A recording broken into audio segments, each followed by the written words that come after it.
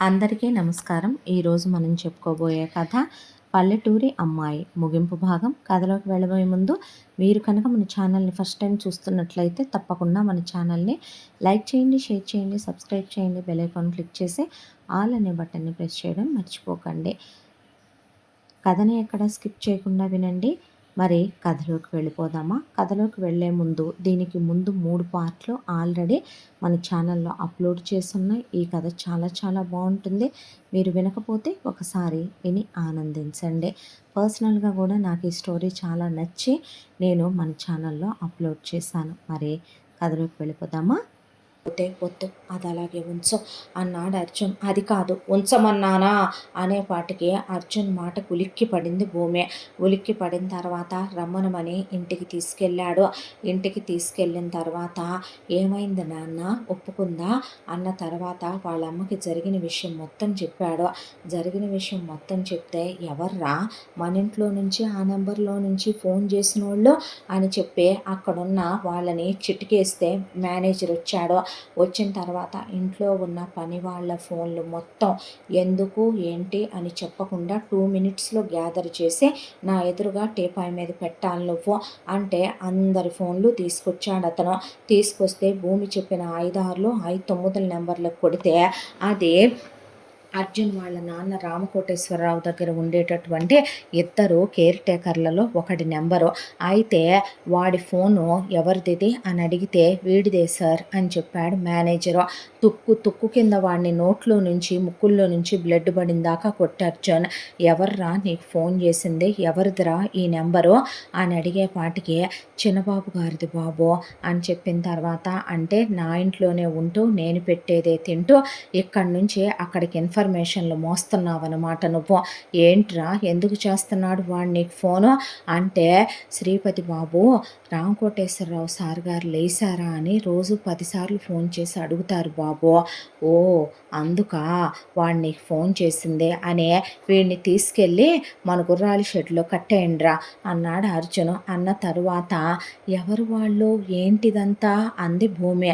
అన్న తర్వాత ఆ పాము కక్కిన విషమా ఏం చేశాడమ్మా వాడు అన్న తరువాత, ఇలా మా ఇంటికి వచ్చారు, ఇలా పెళ్లి సంబంధం అన్నారు, అతని పేరు దర్శను, వాళ్ళ అమ్మ పేరు దమయంతి, వాళ్ళ వదిన కూడా వచ్చింది పతంగ్యా ఎవరా పతంగి అని. ఒరే అర్జున్ ఎట్రా అంటే, చెప్పమ్మా ఫోటోలు తీరా ముందు ఆడిద్ది తీసి చూపించు పిల్లకే అన్న తర్వాత, వీడేనా అని అడిగాడు అర్జున్. అవును ఇతనే అంది భూమి. అన్న తర్వాత వాడమ్మ చూపించరా అన్నాక, ఇతను దర్శన్, ఈవిడ వాళ్ళమ్మ దమయంతే అన్న తర్వాత, ఓహో శ్రీపతిగాడు వాడమ్మ పంకజమా అంది భూమి. అవునమ్మా పంకజమే అన్న తర్వాత, మరి వాడి వదినెవర్రా అన్న తర్వాత, ఒకసారి దానికివ్వు అన్న తర్వాత వరుసగా ఫోటోలన్నీ చూస్తూ ప్రజ్వల మేనగోడలో శీలవతి ఫోటో చూపించి, ఇదిగో ఈ అమ్మాయే పతంగే, వాళ్ళ వదిన వాళ్ళ అన్నయ్య భార్య అమెరికాలో ఉంటారని చెప్పారు అన్న తర్వాత, ఇది పతంగేంట్రా మన శీల కదా, ఇది అమెరికాలో ఉండట్లేదా, ఇది అమెరికాలో ఉండి చదువుకుంటున్నానని కదా నా దగ్గర 25 కోట్లు ఇమ్మంటే కుదరదని నీతో 2 కోట్లు ఇచ్చి పంపించాను నేను అన్న తర్వాత, అర్జున్ 24 గంటల్లో మొత్తం వాళ్ళ ముగ్గురు ఎక్కడున్నారు ఏంటి అనేది కనుక్కొని ఆ ఫోన్ నెంబర్ అయితే నీకు వాడు ఇక్కడికి చేసినప్పుడు వాడు రోజు చేస్తున్నాడన్నప్పుడు వాడు ఎక్కడున్నా సరే వీడి ఫోన్కు ఫోన్ చేస్తూనే ఉంటాడుగా, ఆ లొకేషన్ పట్టుకొని మనుషుల్ని పంపించి తెప్పించరా వాడినే అందే ప్రజ్వల. అన్న తర్వాత, అలాగేనమ్మా అని మేనేజర్ వైపు చూస్తే, సార్ ఒక 50 మందిని తీసుకెళ్తా అని మేనేజర్ వెళ్ళిపోయాడు అక్కడి నుంచి. అసలు ఏంటండి ఇదంతా నాకేం అర్థం కావటం లేదు అన్న తర్వాత, ఇదొక పెద్ద వీరగాథమ్మ, ఈ కథ నాతో మొదలైంది, నేను ఈ కథ నీకే చెప్పాలి, ఇన్ని రోజులుగా చెప్పలేదు, నా ఇంటి కోడలు అవబోయే ముందైనా నీకు ఈ కథని నేను చెప్పే తీరాలని చెప్పటం మొదలుపెట్టింది ఆవిడ.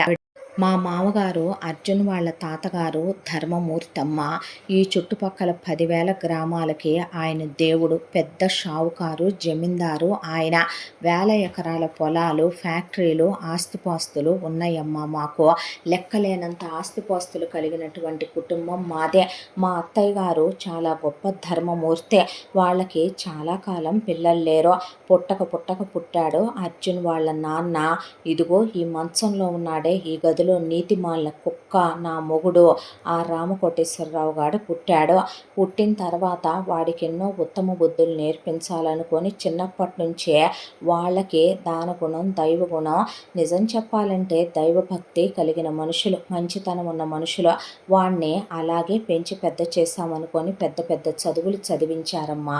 ఆ తర్వాత రాగానే వాడిని ఫ్యాక్టరీలు అవన్నీ వ్యాపారాలు చూసుకోమనమని అప్పగించారు మా అత్తమామలు. ఆ తర్వాత నన్ను సంబంధంగా చూశారు. చూసిన వాళ్ళందరిలో వాళ్ళకి నేను బాగా నచ్చాను. నేను బాగా నచ్చటంతో మా ఇంట్లో వాళ్ళు కట్నాలు ఇస్తామన్నప్పటికీ కూడా రూపాయి కట్న కానుకలు వద్దని, నాకు ఒక అన్నయ్య ఉన్నాడు. మా అన్నయ్యకి మా వదినికి ఆ ఆస్తిని ఉంచేసేయమని చెప్పి నన్ను ఇంటి కోడలుగా తీసుకొచ్చారు.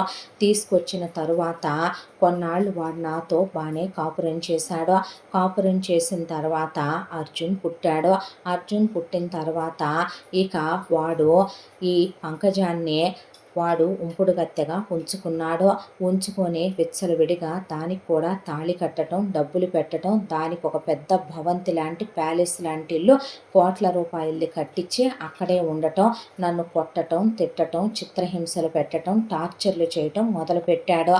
దాంతో ఆ విషయం తెలిసిన మా అత్త మామలు వాళ్లకు ఒళ్ళు మండిపోయి ఏంటిది అని నా మొగుడిని నిలదీసి అడిగారు. అడిగితే మీ కోడలు ప్రజ్వల ఒక వేశ్యలాగా నాకు సుఖాన్ని ఇవ్వలేకపోతుంది, ఆ సుఖాన్ని నాకు పంకజం ఇస్తానంది, పంకజం ఇస్తోంది కూడా ప్రతిరోజు నాకు, కాబట్టి నాకు అదే భార్య, ఇదే ఉంపుడు గత్తె, అక్కడ దాకా వస్తే అన్నాడు.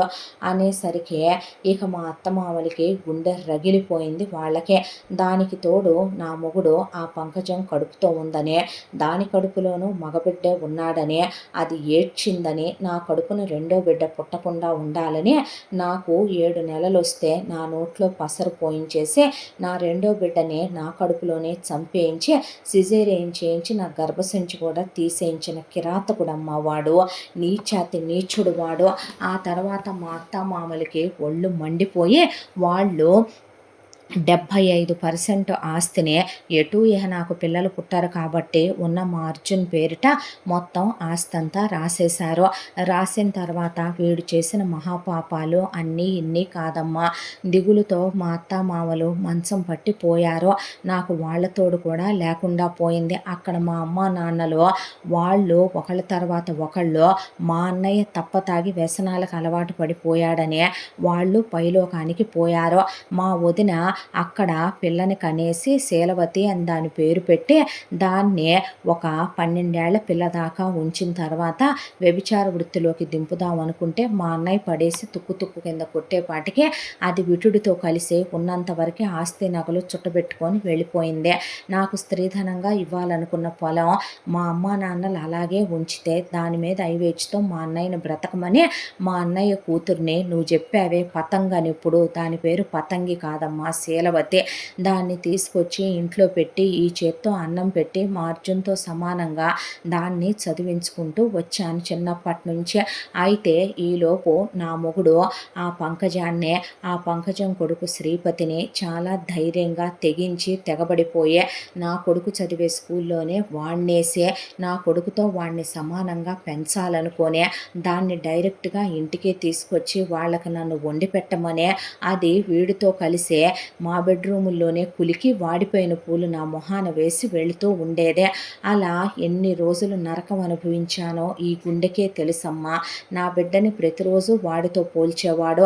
వాడికి రన్నింగ్లో ఫస్ట్ వచ్చాడంట, నువ్వు వేస్ట్ ఫెలోవే, వాడు చదువులో ఫస్ట్ వచ్చాడంట, నువ్వు వేస్ట్ ఫెలోవే, వాడు నీకన్నా అందంగా ఉంటాడు, నువ్వు వేస్ట్ ఫెలోవే, వాడికి లైఫ్లో అన్నీ ది బెస్టే దొరుకుతాయి, నువ్వు వేస్ట్ ఫెలోవే అనే మాటలతో తూట్లు పొడి చేసేవాడు నా అర్జున్నే. వాడు నాకు మాత్రమే కొడుకు, వాళ్ళ నానమ్మ తాతయ్యలకు మాత్రమే మనవడు. వాడే రోజు ఒక్కరోజు నా బిడ్డని దగ్గరికి తీసే తండ్రిగా చూసెరగడు, ఏ రోజు అర్థం చేసుకొని ఎరగడు. వాడి మనసేంటనేది ఎప్పుడు వాడు తెలుసుకొని ఎరగడో, పైశాచకమైన పశువులాగా బిహేవ్ చేసేవాడు. పిల్లాడు ఆ చిత్రహింసలు నరకం భరించిన నాళ్ళు భరించాడు. వాడు ఇంజనీరింగ్ అయిపోయిందే. ఆ తర్వాత అమెరికా వెళ్ళి ఎంఎస్ చేసొచ్చాడు. ఎంఎస్ చేసొచ్చాక వీడొక పోరంబొకల దాన్ని ప్రేమించాడు. అదే అప్పుడు దాకా ఉండి వీడితో ఇంజనీరింగ్ ఫీజులు కట్టించుకొని ఎంఎస్ ఫీజులు కట్టించుకొని వీడు నచ్చలేదని వీడిని మోసం చేసి దాని భావం తగులుకొని పెళ్లి చేసుకొని వెళ్ళిపోయిందే. తర్వాత ఎప్పటి నుంచో మన ఇంట్లోనే ఉంది కదా, అసలు నా మేనగోళ్ళకే ఇచ్చి చేసుకుంటే ఇవన్నీ వచ్చేవి కాదని మా శీలవతిని పెళ్లి చేసుకోమని అడిగాను అర్జున్నే. ఇప్పుడు వాడి మనసేమి బాగాలేదు, అసలు పెళ్లి గురించి ఆలోచించట్లేదని వాడంటే, నేను వెళతాను అత్తయ్య, అమెరికాలో చదువుకుంటాను, అక్కడే ఏదైనా బిజినెస్ పెట్టుకుంటాను, 25 కోట్లు ఇమ్మంది అదే. అక్కడ వ్యాపారం పెట్టుకుంటే ఇక్కడ వ్యాపారాలన్నీ ఏమైపోతాయి, నువ్వు చదువుకొని తిరిగి రమ్మాయి, బావతో పాటు వ్యాపారం చూసుకుందు కానీ పెళ్లి చేస్తానని 2 కోట్లు ఇచ్చి పంపానమ్మా. పంపిన తర్వాత అది అమెరికాలో ఉండి చదువుకుంటుందనే అనుకుంటున్నాను నేను ఎంతకాలంగా. ఇక్కడ చూస్తే మెల్లగా అర్జున్కి చెప్పి ఒప్పించొచ్చులే, దాన్ని పెళ్లి చేసుకోమని అనుకుంటున్నాను. కానీ నేను అర్జున్కి కూడా ఆ విషయం బలంగా వాడి నెత్తి మీద రుద్దే తల్లిని కాను నేను. ఆ తర్వాత చూస్తే ఒక రోజున నా మొగుడు అలా వెళ్ళినవాడు ఉంపుడు గత్తె ఆయన పంకజాన్ని ఒళ్ళో వేసుకొని తాగే కార్ని ర్యాష్గా డ్రైవ్ చేస్తూ వీడికి యాక్సిడెంట్ అయింది. వీడికి యాక్సిడెంట్ అయ్యేసరికి డాక్టర్లు వీడికి కళ్ళు నోరు తినటానికి తప్ప మాట్లాడటానికి పనికిరాదని, వీడి కళ్ళు చూడటానికి చెవులు వినటానికి తప్ప దేనికి పనికిరావని చెప్పారు. చెప్పేసరికి వీడిని మంచంలో పడేసి వాడిని నా కొడుకు ఎందుకు చూడాలమ్మా, నేనెందుకు చూడాలి, ఈ ఇద్దరు కేర్ టేకర్లని పడేసాం, రోజు డాక్టర్ వచ్చి చూసి వెళ్తాడో, డాక్టర్కి అందుకే ఫోన్ చేయమని చెప్తాను నేను. వంటమ్మాయి వంట చేసి వాడి జావలై అక్కడ పడేస్తే ఆ కేర్ టేకర్లే పోసుకుంటారు. ఇంట్లో పనివాళ్ళు అజమాయిషి పెత్తనం మొత్తం ఎప్పట్లానే నేనే చూసుకుంటూ ఉండేదాన్ని. అయితే ఈలోపు లాయర్ గారు వచ్చి చెప్పిన విషయం ఏంటంటే, నా మొగుడు ఈ రామ్ కోటేశ్వరరావు గారు ఆల్రెడీ పంకజానికి 5 కోట్ల రూపాయల ఇల్లు, దాంతోపాటు దానికి ఒక 50 కోట్ల రూపాయల డబ్బు, ఓ 25 కోట్ల రూపాయల నగలు, ఓ 25 కోట్ల రూపాయల ప్రాపర్టీలు పెట్టాడని, వీడి పేరు మీద ఉన్న 25% ఆస్తి కూడా తన పేరు మీద నుంచే ఆ శ్రీపతి గారి పేరు మీదకే మార్చమని సంతకాలు పెడతానని పేపర్లు తెమ్మనమన్నాడని, ఈలోపే వీడు ఇలా మాయరోగం వచ్చి పడిపోయాడని లాయర్ గారు చెప్పి నేనే పేపర్లు ప్రిపేర్ చేయటం ఓ 2 రోజులు లేట్ చేశానమ్మా. ఎందుకంటే మీకు చెప్పకుండా అంత పెద్ద నిర్ణయం నేను తీసుకోవాలనుకోలేదు. 25% ఆస్తి లెక్కే వేసుకున్నా అదే కొన్ని 100 కోట్లు ఉంటుంది. ఉంపుడు గత్తెలకి అన్ని 100 కోట్లు పెట్టడం అంటే నాకే పెద్దయ్య గారు ఉప్పు తిని చదువుకున్నవాడిని కరెక్ట్ అనిపించలేదని లాయర్ గారు వచ్చి చెప్పెళ్ళాడు. ఆ తర్వాత అది దాని కొడుకుని తీసుకొని ఈ ప్యాలెస్లోనే తిష్టేద్దామని వస్తే కుక్కని కొట్టినట్టు దాన్ని నేను కొట్టి దాని కొడుకుని పడేసి తొక్కేసి నా కొడుకు దొర్లిచ్చుకుంటూ ఇంట్లో నుంచి తీసుకెళ్ళి రోడ్డు మీద గెంటేశాము. ఆ తర్వాత అసలు ఇక్కడికి రావటానికి మేము పర్మిషనే ఇవ్వకుండా ఆ రోజు నుంచి ఈ ప్యాలెస్లోకి మా పర్మిషన్ లేకుండా ఎవరూ రాకూడదని ఆర్డర్ పాస్ చేసి మొత్తం నా కొడుకు చూసుకోవటం మొదలుపెట్టాడు. వీడి పేరు మీద ఉన్న 25% ఆస్తి కూడా లీగల్గా నేనే పెళ్ళాన్ని కాబట్టి నా మెళ్ళలోనే వీడు ఫస్ట్ తాళి కట్టి నా కొడుకే ముందు పుట్టాడు కాబట్టి ఆస్తి కూడా మా అర్జున్కే వచ్చింది. అలా లాయర్ గారు మాకే న్యాయం చేసి వెళ్ళాడు ఆయన. ఆ తర్వాత అనుకోకుండా ఒక రోజున నువ్వు వచ్చావు. నాకు దయ, జాలి, కనికరాలు అనే పెద్ద మాటలు నేను మాట్లాడను, కానీ నా బ్రతుకు ఒక రోజున నాశనం అయిపోయింది. నన్ను ఇష్టపడ్డ ఒక ఆయన చేయి నేను పట్టుకోలేకపోయాను. నువ్వు అనాథం అనేసరికి బాధ అనిపించిందే. ఆయనే నా కళ్ళ ముందు గుర్తొచ్చాడు. దాంతోనే నీకు ఉద్యోగం ఇచ్చాను తల్లే. ఆ తర్వాత అర్జున్ నిన్ను ఇష్టపడుతున్నానని చెప్పాడు. నీ అమ్మాయి అమాయకత్వం, నీ మంచితనం, నీ ఉత్తమ గుణాలు, ఉత్తమురాలివైన నువ్వు నా ఇంటి కోడలివైతే బాగుండని నేను అనుకున్నాను. వాడు శీలని చేసుకోనని నిన్నే చేసుకుంటానన్నాక ఆ పనికి మాలిన పోరంబోకల దానికి ఒక ఫారెన్ సంబంధం చూసి ఒక 50 కోట్ల ఆస్తి ఇచ్చే పెళ్లి చేసి పంపిద్దామనే అనుకున్నాము నేను, అర్జున్. ఈలోపు నువ్వు ఇలా చెప్పేపాటికే మాకు అసలేమీ అర్థం కావట్లేదమ్మా. రాణి వాళ్ళ ముగ్గురిని తీసుకొస్తే విషయాలన్నీ బయటకొస్తాయిగా అందావిడ. అన్న తర్వాత ఈలోపు ఇక ప్రజ్వల కూర్చోబెట్టుకొని భూమిని పుట్టుపూర్వత్రాలు అడిగితే భూమి వాళ్ళ ఊరు, వాళ్ళ అమ్మ, వాళ్ళ నాన్న, వాళ్ళ అన్నయ్య, వాళ్ళ వదిన, ఆ ఊరి పద్ధతులు, ఆ ఊరి మనుషుల గురించి చెప్తే ఇంకా ఇలాంటి పైశాచికమైన అడవి జాతి మృగాలు భూమి మీదే బతుకుతున్నాయన్నమాట అందావిడ. తెల్లారేసరికి దొరికారు శ్రీపతి అలియాస్ దర్శను, పంకజం అలియాస్ దమయంతి, శీలవతి అలియాస్ పతంగి. దొరికిన తర్వాత ముగ్గురిని పడేసి వీర కుమ్ముడు ఒకవైపున దమయంతినేమో ప్రజ్వల, పతంగినేమో ప్రజ్వల, దర్శన్నేమో అర్జును పడేసి కుమ్మేసి మనుషుల్ని పెట్టి కూడా కుమ్మిచ్చేశారు. దాంతో వామ్మో వాయ్యో కుయ్యో మొర్రో అనే మొత్తానికి నిజాలు చెప్పడం మొదలుపెట్టారు. వాళ్ళకి రామకోటేశ్వరరావు ఇచ్చిన 5 కోట్ల రూపాయల ప్యాలెస్, ఆ తరువాత 50 కోట్ల రూపాయల డబ్బు, 25 కోట్ల రూపాయల నగలు, 25 కోట్ల రూపాయల ప్రాపర్టీ అవన్నీ కూడా వాళ్ళు అమెరికాలకు వెళ్ళి ఏ ఆఫ్రికాలు ఆస్ట్రేలియాలు వెళ్ళలేదని ఇక్కడే బెట్టింగుల మీద గుర్ర పందాల మీద పెట్టామని మొత్తం ఆడిపోయామని, ఆడిపోవటంతో ఇంకా మా చేతిలో రూపాయి లేదని ఎదురు అప్పులైనవి అని, అప్పులయ్యేసరికి అప్పులు ఎలా తీర్చాలో రామకోటేశ్వరరావు ఎప్పుడు లేస్తాడో, లేస్తే మా 25% ఆస్తి మాకు పెడతానన్నాడని ఆ లోపు ఓ పెళ్ళిళ్ళ పేరైన పట్టుకున్నాము. అప్పుడే కరెక్ట్గా దీని బాబు రామలింగం దీనికోసం సంబంధాలు చూస్తున్నాడు. వీళ్ళు పెద్ద బకరాగాళ్ళని, వీళ్ళది బకరా ఊరని తెలిసింది. దాంతోనే వీళ్ళని మోసం చేయొచ్చని వెళ్ళాము. అమెరికా అని అబద్ధం చెప్పాము, పేర్లు మార్చుకున్నాము. శ్రీపతిని దర్శనగా, పంకజాన్ని దమయంతిగా, శీలవతిని పతంగిగా మార్చుకున్నాము. మార్చుకున్న తర్వాత అక్కడికి వెళ్తే ఎకరం 50 లక్షలు చేసే పొలం వాడు 50 ఎకరాలు ఇచ్చాడు. అది 25 కోట్లకు మా పేరు మీద రాయించుకొని బేరం పెట్టి అవి తీసుకున్నాం. 5 కోట్ల క్యాష్ ఇచ్చాడు. వాళ్ళే ఓ 10 కోట్ల రూపాయల నగలిచ్చారు. అవన్నీ చేజిక్కించుకున్నాము. వెండది దక్కింది. కాకపోతే ఆ ఊళ్ళో ఫోటోలు వీడియోలు తీసే ఆనవాయితీ లేదు, ఫోటోలు వీడియోలు తీయలేదు. దీన్ని ముట్టుకుంటే శీల ఊరుకోనంది, అందుకే నేను దీని ఒంటి మీద చెయ్యలేదు అని చెప్పాడు శ్రీపతి. మధ్యలో ఇదెందుకు మీ జీవితంలోకి వచ్చింది? ఏమే నువ్వు అమెరికా వెళ్తున్నానని 2 కోట్లు తీసుకున్నావు, నువ్వెందుకు వాడి బతుకులోకి వెళ్ళావో? నువ్వేంటి వాడికి వదినవటం ఏంటి? ఏ మొగుడిని చేసుకున్నావు నువ్వు మధ్యలో వీటన్నిటిలో ఇంటర్ఫేర్ అవటం ఏంటి? నువ్వు వీళ్ళతో పాటు కలిసి ఉండటం ఏంటి? నువ్వు వాడు ఆ అమ్మాయిని ముట్టుకుంటే ఊరుకోనంటవేంటి? నువ్వన్నావని వాడు ముట్టుకోపోవటం ఏంటి అని పడేసి మేనగోడల్ని చంద్రాకోలు తీసుకొని చాంతాళ్ళు పెట్టి చితకబాది వదిలిపెట్టింది ప్రజ్వల. ఆగవే, ఎందుకు కొడతావే నువ్వు నన్ను? మా అమ్మ చెప్పిందే. మా అమ్మ నువ్వు పచ్చగా ఉండకూడదు అనుకుందంట.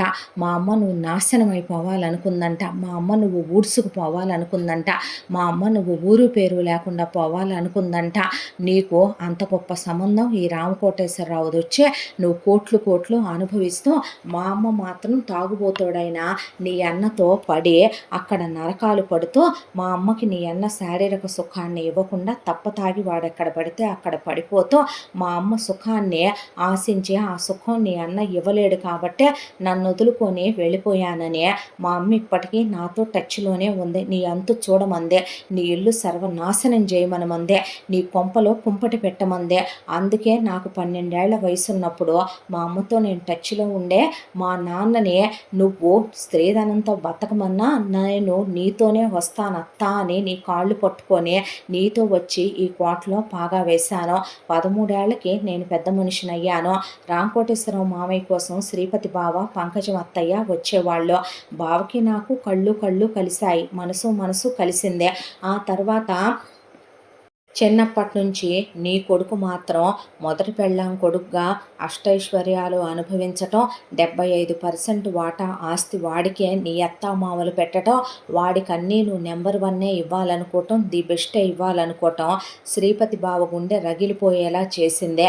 అందుకే కావాలనే ఆ రోజు నుంచే నా 13వ ఏట నుంచే మేమిద్దరం ఫిజికల్‌గా క్లోజ్ అవ్వటం. పంకజం అత్తయ్యే మా ఇద్దరిని గదిలోకి పంపించేది. నాకు దాదాపు 30 కడుపులో అత్తయ్యే తీసేయించింది.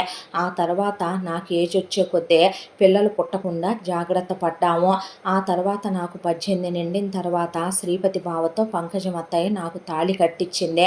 వాడు కట్టినా అది నీకు రెండో తాళే అవ్వాలని, నేనే నీకు మొదటి మొగుడినని, నేనే ముందు నిన్ను తాకానని, రేపొద్దున నా పిల్లలే నీ కడుపున పుట్టాలని, నువ్వు వాళ్ళనే వాడి పిల్లలుగా చలామణి చెయ్యాలని శ్రీపతి బావ పంకజమత్తయ్య అడిగారు.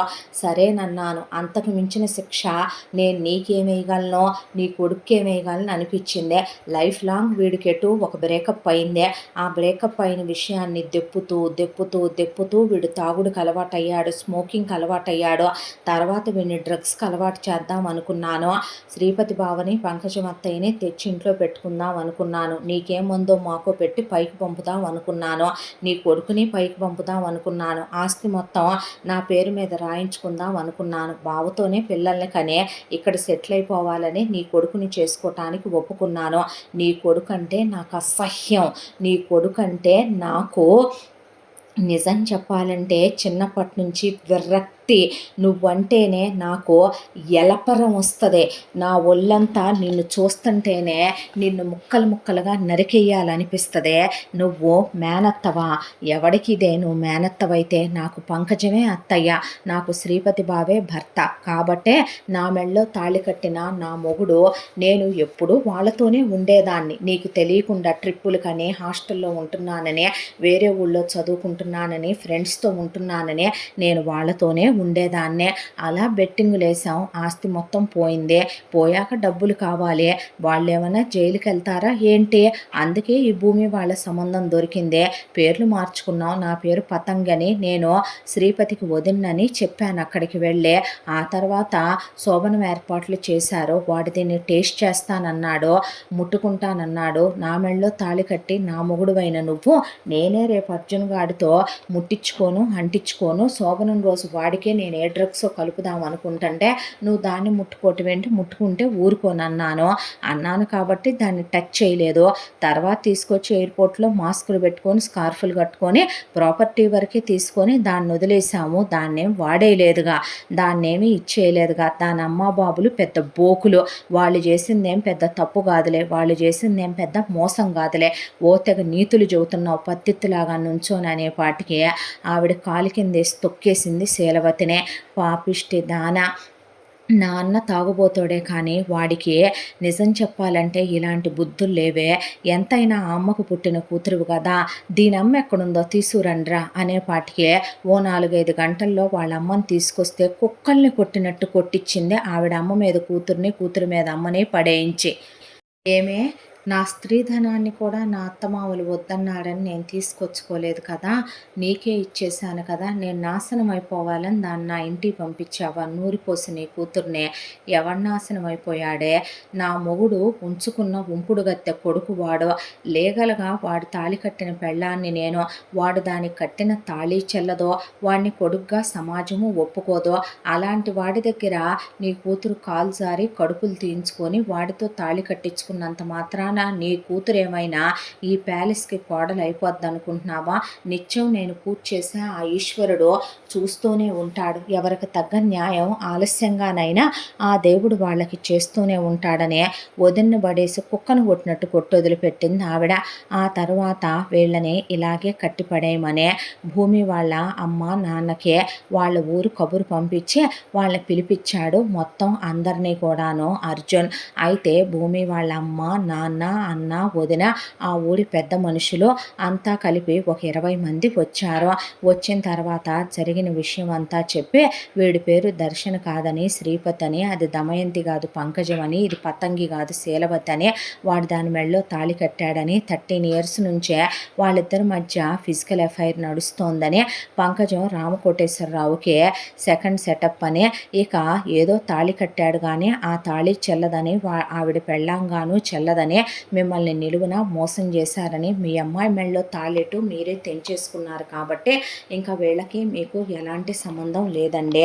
మీరు అనవసరంగా భూమికి శిక్షేద్దాం అనుకున్నారు, తప్పుగా అనుకున్నారని అర్జున్ మాట్లాడుతూ ఉండగానే ఏం మాట్లాడుతున్నావయ్యా నువ్వు అనేపాటికి వాట్ అన్నాడు అర్జున్. వాటు లేదు గీటు లేదు, వీడిని దాన్ని ముగ్గురిని ఎరగదీసి మన లారీలో పడేసి తీసుకుపండ్రా. తీసుకుపోయిన తర్వాత అమ్మోరి తల్లికి మొక్కి దీన్ని బావిలో తోసేద్దాము, ఆడే మొదటి పెళ్ళాన్నే. లేదు అంటే వాడిద్దరిని ఏలుకుంటాను అంటే ఒక 3 రోజులు భూమి దగ్గరికి, ఒక 4 రోజులు పెద్ద పెళ్ళాం కాబట్టి దాని పేరేంది పతంగ శీలవతి అంట, దాని దగ్గరికి పంపించేలా తీర్పు చెబుదాం. వాడమ్మ ఎంతైనా సరే వాడిని కన్న తల్లి కదా ఆ పంకజం. ఇప్పుడు రామలింగం నీకు 150 ఎకరాలు ఉంది కాబట్టి ఇంకో 50 ఆ పిల్ల పేరు మీద పెట్టు. ఆడినక్కడే వ్యవసాయం చేయిద్దాం, చేయించి రోజు మన పిల్లతో కాపురం చేయిద్దాం. 3 రోజులు 4 రోజులు పెద్ద పెళ్ళంతో కాపురం చేస్తాడు, ఇద్దరికి పిల్లల్ని గంటాడు. అత్తగారిగా అదే చూసుకుంటుంది ఇద్దరు కోడళ్ళని కొడుకునే. ఏం మాట్లాడుతున్నారయ్యా మీరు, ఏం పెద్ద మనుషులు మీరు, ఇదేనా మీరు మాట్లాడాల్సిన మాట అని అడిగింది ప్రజ్వల. ఏం మాట్లాడమంటావమ్మా మరి, ఆడితో తాళి కట్టించుకొని మనువైన ఆడదదే. ఇప్పుడు పెళ్ళైన ఆడదాన్ని మొగుడు బతికుండంగానే ఒకటి ఎదవని చేయటం లేదా ఆడితో కాపురం చేయించడం, ఈ రెండే మా ఊరి సాంప్రదాయాలు. నీ మొగుడు మరి దీన్ని ఉంచుకున్నాడని తెలిసినా నువ్వు నీ మొగుడుతోనే ఎందుకు కాపురం చేస్తున్నా, మరి ఆడిని వదిలేయలేదే. కాళ్ళు చేతులు పడిపోయిన తర్వాత ఆడిని చక్రాల కుర్చీలో పెట్టుకొని కూడా నీ మొగుడని ఆడింటి పేరే ఎందుకు మోస్తా, నీ కొడుక్కి మరి 6 రూపాయే ఎందుకు పెట్టా, తాళి కట్టాడు కాబట్టేగా. మరి ఎవరైనా అంతేనమ్మా, ఆడకూతుళ్ళు అన్న తర్వాత ఇవన్నీ తప్పుతయ్యా. మగాడన్నాక 33 తప్పులు చేస్తాడు. ఆడి వ్యసనానికి ఆస్తి బలైపోవాలనుందే, బలైపోయింది. ఏం చేద్దాం అనేపాటికి ఏం మాట్లాడుతున్నారు మీరు, నేను తన్ని ప్రేమిస్తున్నాను, నేను తన్ని పెళ్లి చేసుకుందాం అనుకుంటున్నాను. ఓ సోసమ్మో ఎంత లెక్క వచ్చేసింది ఇక్కడికి వచ్చిన తర్వాత అనేపాటికి కాత్యాయని వాడితో కాలు జారావా, కడుపు చేయించుకున్నావా, వాడితో పక్క పంచుకున్నావా అనేపాటికి చూసి చూసి చూసి ఊరుకున్న వేదవ్యాసు లాగిపెట్టి కొడితే తల్లిని చంప చెల్లుమని వెళ్ళి రామలింగం మీద పడింది. ఏమే నీకు నోట్లో నుంచి మాట బయటికి రాదో, నువ్వు పెద్ద పతివ్రత పోజులు కొడతావు ఇంట్లో. నాకు అసలు అర్థం కాని విషయం, మా నాన్న రామలింగమా ఈ ఊళ్ళో పెద్ద మనుషుల్లో ఎవడైనానా, ఏం మాట్లాడుతున్నావురా. మరి లేకపోతే దాన్ని అబ్బాయి ప్రేమించానని చెప్తుంటే ఆ అబ్బాయితో నువ్వు పక్క పంచుకున్నావా, ఆ అబ్బాయితో కడుపు చేయించుకున్నావా, ఆ అబ్బాయితో కాలు జారావా. నువ్వు మాట్లాడాల్సిన మాటలు ఒక కన్న తల్లిగా, ఆడజన్మెత్తి ఆడదానిగా ఆ మాటలేనా. అసలు ఎవడరా మీరందరూ, ఎవరు మీ అందరూ మా విషయాల్లో కలగజేసుకోవటానికి చిన్నప్పటి నుంచి చూస్తున్నాను. ఇది మా ఇంటి విషయం. ఆ ఎదవని తీసుకొచ్చింది మా నాన్న ఎదవ, దాని గొంతు కోసింది ఈ ఎదవ.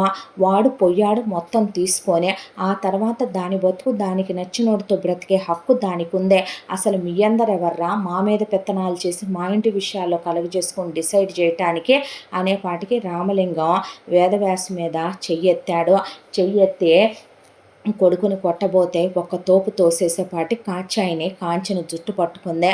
పట్టుకున్న తర్వాత ఆ అమ్మాయి అత్తను ఒక తోపు తోసేసి, ఛీ మాకు మీరు వద్దు, మీ పొలము వద్దు, మీ బతుకుచ్చాడా, ఎన్నాళ్ళు పడున్నాను, నరకం అనుభవించాను, నేను పీజీ చదువుకున్నా, నా పెళ్ళాం డిగ్రీ చదువుకుందే, నేను ఒక్కళ్ళనే కంట లేదా ఇద్దరినే కంట, మీరు కనమన్నంత మందిని నేను కన్ను, నేను ఇక్కడే ఉండి ఉద్యోగం చేసుకుంటూ బతుకుతాం, మీరు సచ్చిన రోజున మిమ్మల్ని తగలేయటానికి కూడా వస్తానో రానో తెలీదు, నాకు అసలు అమ్మా నాన్నలుగా మీరొద్దు, నా దృష్టిలో మీరు సచ్చారు, మీరెవరు అసలు మా బతుకుల్ని చిన్నప్పటి నుంచే తెలివితేటలు లేకుండా 4 గోళ్ల మధ్య పెట్టి మగపిల్లలకు ఒక బడి, ఆడపిల్లలకు ఒక బడి, అసలు మీరు మనుషుల పశువులారా, అలా తయారు చేసి కదూ మాకు లోకజ్ఞానం లేకుండా మమ్మల్ని తింగర సన్నాసుల్లా పిచ్చి మొద్దుల్లాగా పెంచేసి చివరికి ఇప్పుడుకి ఇక్కడ దాకా వచ్చిన తర్వాత కూడా దాన్ని వాడితో కాపురం చేయించి 3 రోజులు వాడి గదిలోకి దాన్ని, 4 రోజులు వాడు మొదటి తాళి కట్టిన ఆ శీలవతిని పంపుతారా. పెడతారా? ఇంకో 50 ఎకరాలు పెడతావా? ఆ పంకజం పెత్తనం చేస్తా చూసుకొని నా చెల్లెలు పిల్లల్ని కనాలా? మనుషులా పశువులారా మీరు? అనేపాటికే నువ్వు మర్యాదగా రావాలే, రాకపోతే మీ వదిన కడుపుతో ఉందే, మీ వదిన్ని మీ అన్నయ్యనే మీ అమ్మా నాన్నల సంగతి తీసి పక్కన పెట్టు, తోసేస్తాం అమ్మోరు బాయిలోకని భూమి చేయబట్టుకొని పెద్ద మనిషి లాక్కెళ్తుంటే భూమి నిస్సహాయంగా చూస్తూ అర్జున్ వైపు అలా వెళుతూ ఉండగా, ఒక్కసారి నేనంటే ఇష్టమని చెప్పు భూమి, ఒక్కసారి రా భూమి, నీకోసం నేనేమైనా చేస్తాను భూమి అనే మోకాళ్ళ మీద కూర్చుండిపోయాడు అర్జున్. ఆ అబ్బాయి అన్న మాటలు గుర్తొచ్చినాయి. ప్రేమ అంటే అలవాటైపోవటం, ప్రేమ అంటే ఒకళ్ళు లేకపోతే ఒకళ్ళు బ్రతకలేకపోవటం, ప్రేమ అంటే లైఫ్ రెస్ట్ ఆఫ్ లైఫ్ కలిసే ఉంటాం, లాస్ట్ రోజు వరకు ఒకళ్ళని విడిచి ఒకళ్ళు బ్రతకలేకపోవటం, కలిసి చచ్చిపోవాలనుకోవటం, ప్రేమ అంటే అన్నీ షేర్ చేసుకోవటం అనే. ఆ అబ్బాయి ఐస్ క్రీమ్ తినిపించడం, బయటికి తీసుకెళ్ళటం, తన ఒంట్లో బాగోపోతే దగ్గరికి తీసుకొని గుండెల మీద పడుకోబెట్టుకోవటం, నవ్వించటం, ఆడించడం, పాడించడం అన్నీ గుర్తొచ్చే పెద్ద మనిషి చెయ్యి విదిలిస్తే వాడు జుట్టు పట్టుకున్నాడు.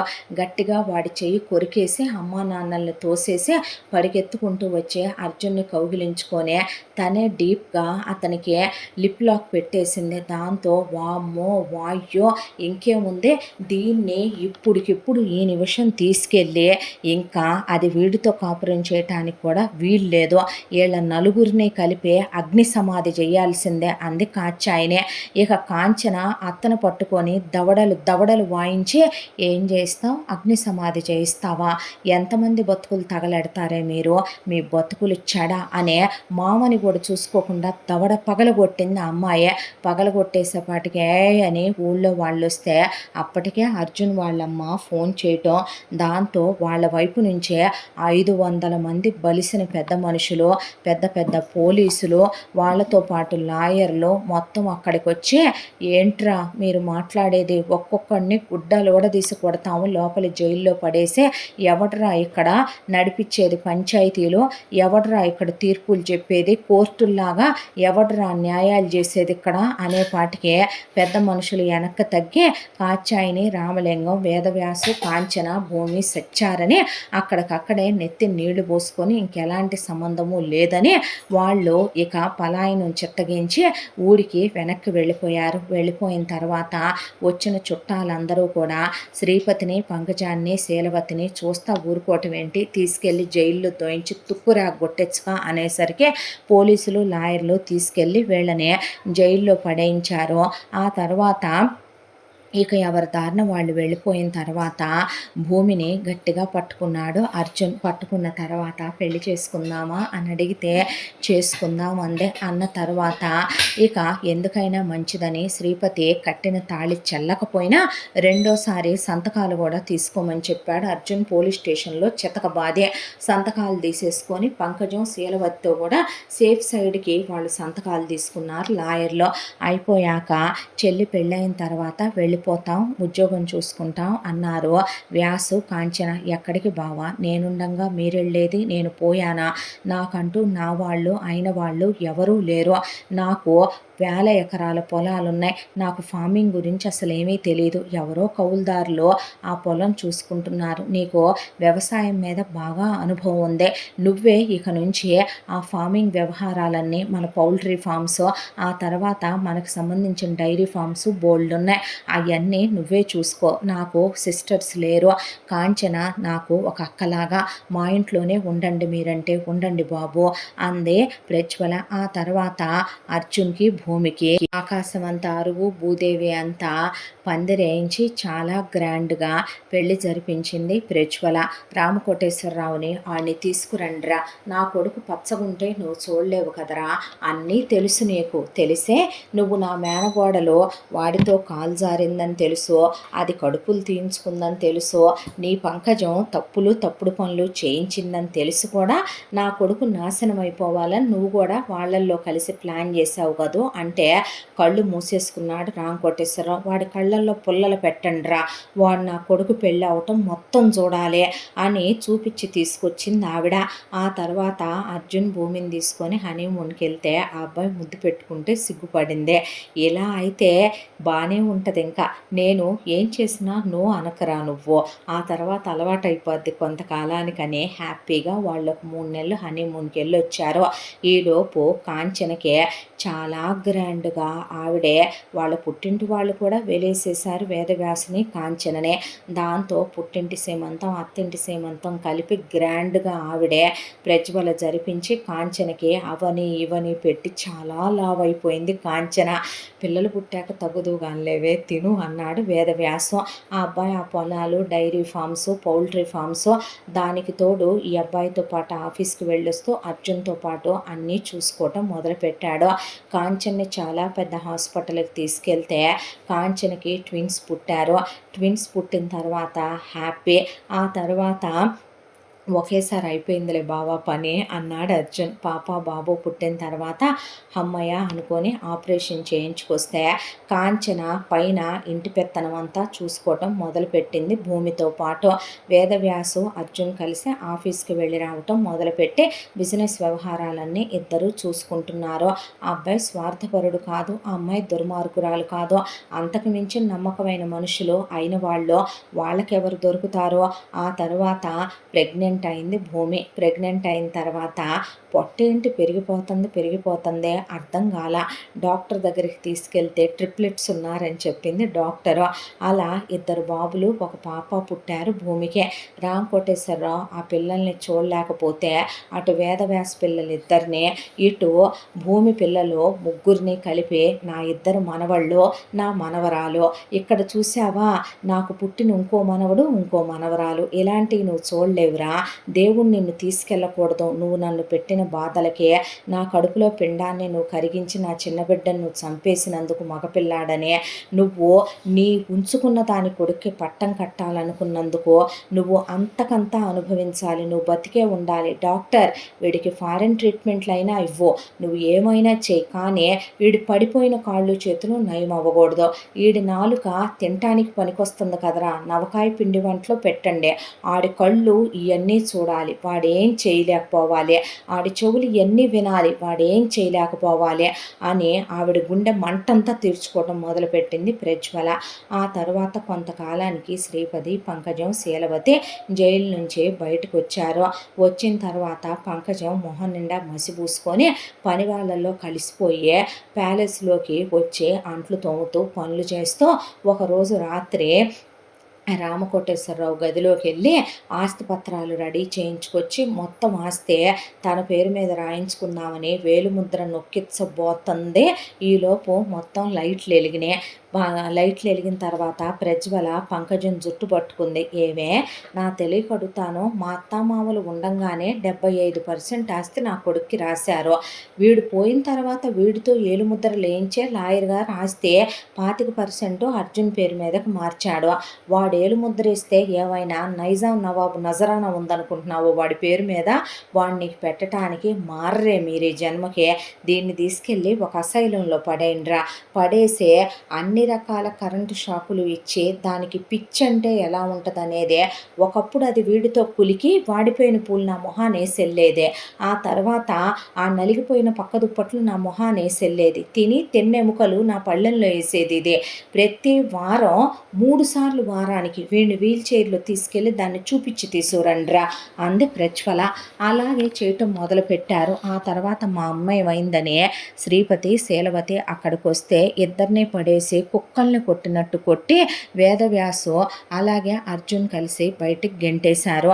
ఆ తర్వాత ఈ ఊళ్ళోనే ఉంటే ప్రాణాలు తీస్తానని అర్జున్ చెప్పేపాటికి ఆ ఊరు నుంచి ఇద్దరు పారిపోయి వేరే ఊళ్ళో ఉద్యోగాలు చూసుకున్నారు. ఆ వచ్చే జీతం సరిపోక అక్కడ ఉన్న బాసుల పెళ్ళాన్ని, అక్కడ ఉన్న కొలీగుల్ని వాళ్ళని సుఖపెడుతూ మెయిల్ ప్రాస్టిట్యూషన్ చేస్తూ లగ్జరీ లైఫ్ అనుభవిస్తూ క్లబ్బులు పబ్బులకి తిరుగుతూ ట్రిప్పులకి తిరుగుతూ ఎంజాయ్ చేయటం మొదలుపెట్టాడు శ్రీపతి. నువ్వే తిరుగుతావా, నేను తిరగలేననుకుంటున్నావా అనే తను వేరే చోట ఉద్యోగంలో చేరి అక్కడ కొలీగులతో అక్కడ బాసులతో ఎఫ్ఐఆర్లు పెట్టుకొని శీలవతే ఇద్దరు కలిసి ఇద్దరిని కనేశారు. వాళ్ళ ఆయాలకు పడేసి ఆ తర్వాత ఇద్దరూ కలిసి విచ్చలవిడిగా ఎవరికి నచ్చినట్టు వాళ్ళు తిరుగుతూ గాలికో ధూళికో ఆ పిల్లల్ని పెంచుతూ అలా వాళ్ళ బతుకులు గడిసిపోయినాయి. ఆ తర్వాత one fine day Katyayani, Ramalingam ఇద్దరూ కలిసి బాగా రాత్రికి ఒక పంది మాంసం, ఆ తర్వాత ఒక 2 వేటపోతులు తిని జాతరలో పడుకున్నారని, తెల్లారేపాటికి లేవలేదని ఆ ఊళ్ళో నుంచి ఫోన్ వచ్చింది వేదవ్యాస్కి. వచ్చిన తర్వాత వెళ్ళి తగలేసి రావాలిగా అన్నాడు వేదవ్యాసు. ఎందుకన్నయ్యా? ఆ పొలం కోసమని వెళితే ఇప్పుడు వాళ్ళు నన్నేమీ అనరమ్మా అనేంత వాళ్ళ బతుకులకి లేదు. ఆస్తి నాకు తెలిసినంత వరకే అమ్మా నాన్న ఎవరికీ రాయరో. అమ్మది 50 ఎకరాల స్త్రీధనం ఉంది, నాన్నకి 150 ఎకరాల పొలం ఉంది. ఎకరం 50 లక్షలు చేసే ఆస్తి అదే. ఎందుకు వదిలేసుకుంటానమ్మా నేను అంతా అని చెప్పి కాంచనని పిల్లల్ని నా దగ్గర వదిలేయండి అని ప్రజ్వలంటే 5 పిల్లల్ని ఆవిడ దగ్గర వదిలేసి మనం కూడా వెళదాం పదరా అని ఇక అర్జున్ కూడా భూమిని తీసుకొని మరి వ్యాస్కి తోడుండాలి కాబట్టి కాంచన, వ్యాసు వాళ్ళతో పాటు పోలీసులు, లాయర్లు ఒక 50 మంది మనుషుల్ని తీసుకొని వెళ్ళాడు అర్జున్. వెళ్ళాక 2 శవాల్ని ఎట్ ఏ టైం తగలేశాక నీకెందుకు వచ్చింది హక్కు మీ అమ్మా నాన్న మీద, ఆస్తుల మీద అన్నారు ఊళ్ళో పెద్ద మనుషులు. ఎవడరా ఇక్కడ పెద్ద మనిషే? చెప్పుతో కొడతాం, మేము లాయర్లం, ఎవడు వస్తుందిరా అమ్మా బాబుకు పుట్టినప్పుడు ఆస్తి? డిఎన్ఏ చేయించేమా, తీసుకెళ్ళి మేము మొత్తం ఊరినే తీసుకెళ్ళి పెడతాం జైల్లో, మా సంగతి బాగా తెలియదు అన్నాక అమ్మి పడే బావా, ఎందుకు 100 CR వస్తుంది నీకు, ఆ 200 ఎకరాలు అమ్మేస్తే అవసరమా అని బ్యాంకులో ఉన్న నగలు, వెండి మొత్తం తీసి ఆ ఊళ్ళో ఉన్న ఇల్లుతో సహా మొత్తం అమ్మేస్తే ఆ అబ్బాయికి 125 కోట్లు వచ్చింది. తీసుకెళ్ళి ఓ బిజినెస్లో పడే బావా.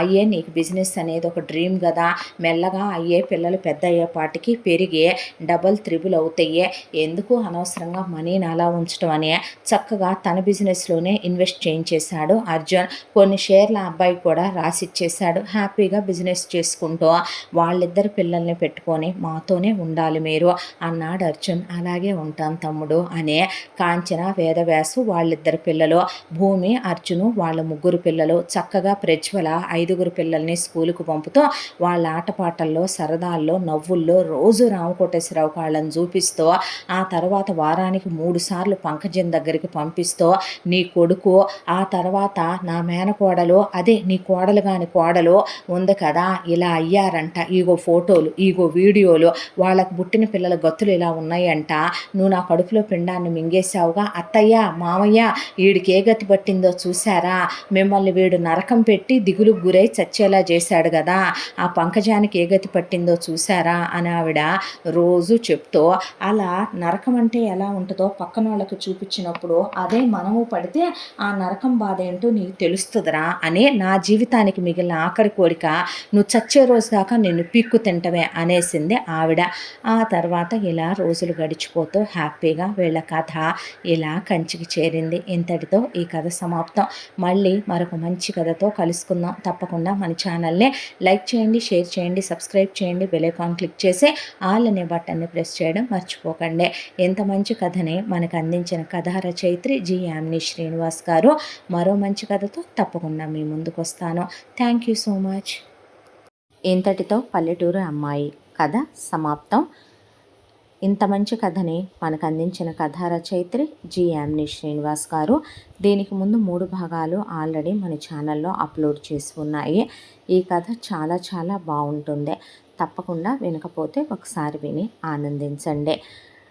మన ఛానల్ని తప్పకుండా లైక్ చేయండి, షేర్ చేయండి, సబ్స్క్రైబ్ చేయండి, బెల్ ఐకాన్ క్లిక్ చేసి ఆల్ అనే బటన్ని ప్రెస్ చేయడం మర్చిపోకండి. మరో మంచి కథతో తప్పకుండా మీ ముందుకు వస్తాను. Thank you so much.